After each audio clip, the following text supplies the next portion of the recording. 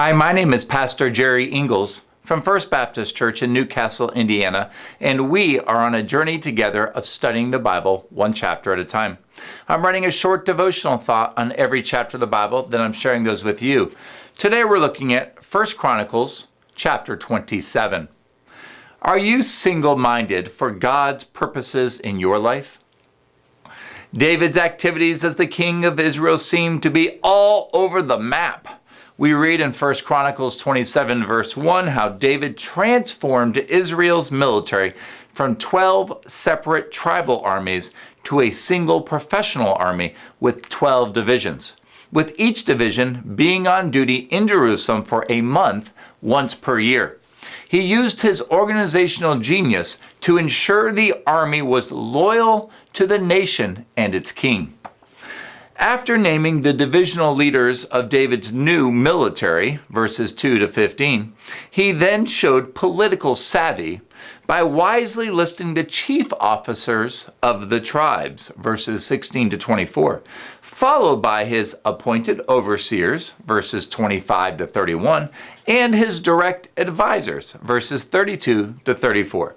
While this may feel like an appendix, and a compilation of supplemental materials, this is actually an important chapter, providing the conclusion of 5 chapters of materials, which started with this quote from 1 Chronicles 23, verses 1 to 2. Listen, "Now when David reached old age, he made his son Solomon king over Israel, and he gathered all the leaders of Israel with the priests and the Levites." Now, whereas this chapter covered that all the leaders of Israel, the previous 4 chapters detailed the priests and the Levites.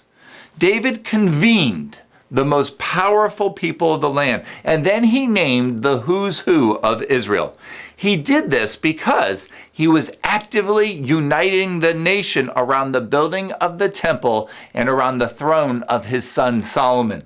David was not scattered in his efforts. I know for these last couple of devotions, we've been talking about the organization of this and the organization of that and the army and civil servants, but he's not scattered in his efforts. In fact, he was singularly focused on recruiting people to fulfill God's purpose, the building of his house. Seize the moment and be single-minded for God's purposes in your life. Join with Paul in declaring, "Brethren, I do not regard myself as having laid hold of it yet, but one thing I do, forgetting what lies behind and reaching forward to what lies ahead, I press on toward the goal for the prize of the upward call of God in Christ Jesus."